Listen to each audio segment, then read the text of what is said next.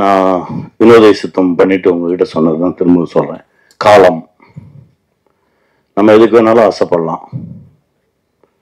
ஆனா நமக்கு எப்ப தரணும், எந்த சூழ்நிலையில் அதை கொடுக்கணும்னு முடிவு பண்றது காலம்தான்.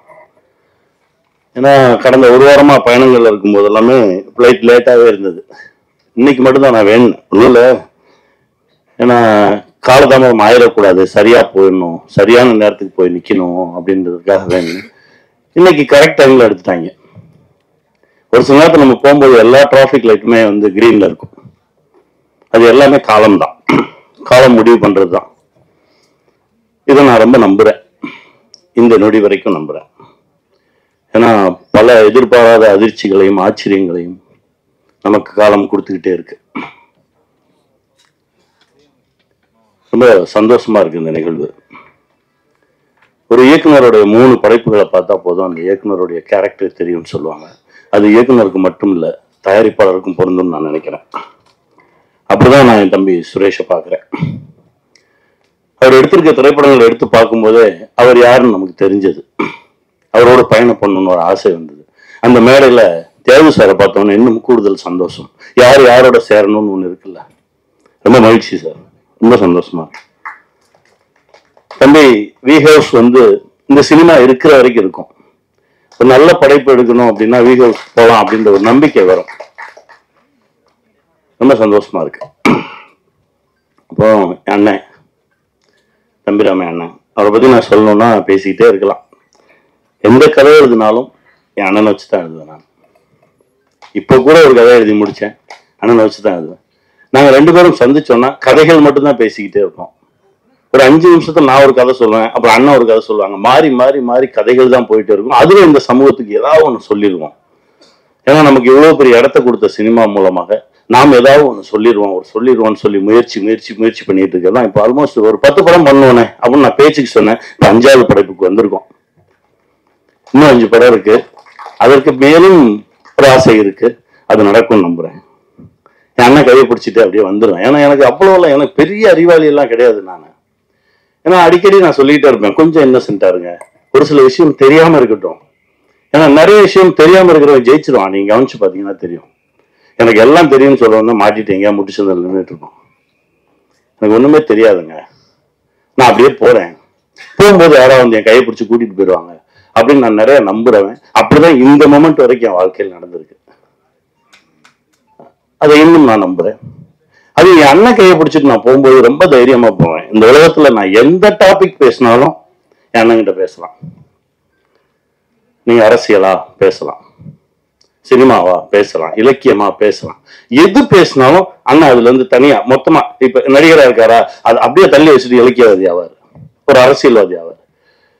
எல்லாமே புள்ளி விவரத்தோட இருக்கும். அப்படி ஒரு அண்ணன், ஒரு லைப்ரரி மாதிரி தான் என் அண்ணன் நான் பார்ப்பேன்.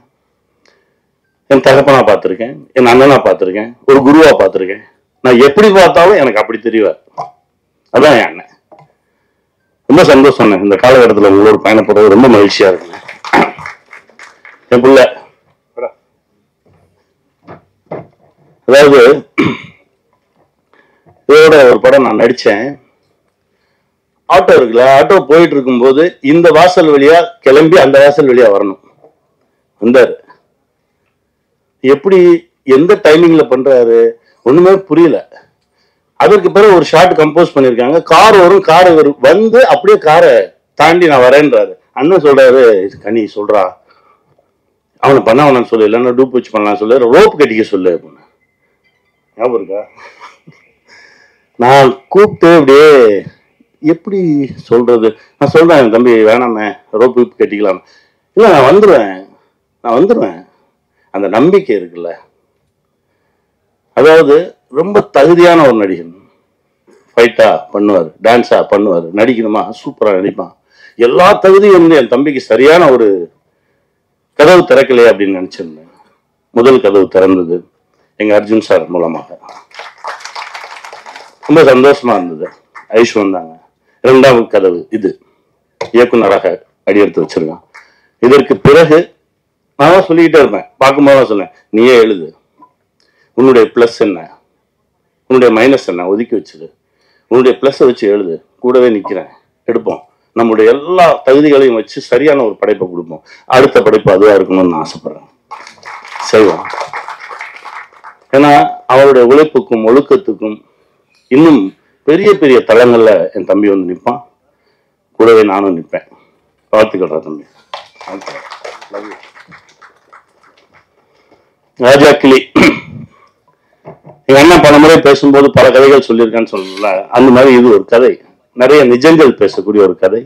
நான் சொல்ற மாதிரிதான் ஒரு காலம் மனிதனை எங்கெல்லாம் கொண்டு போய் நிறுத்துது.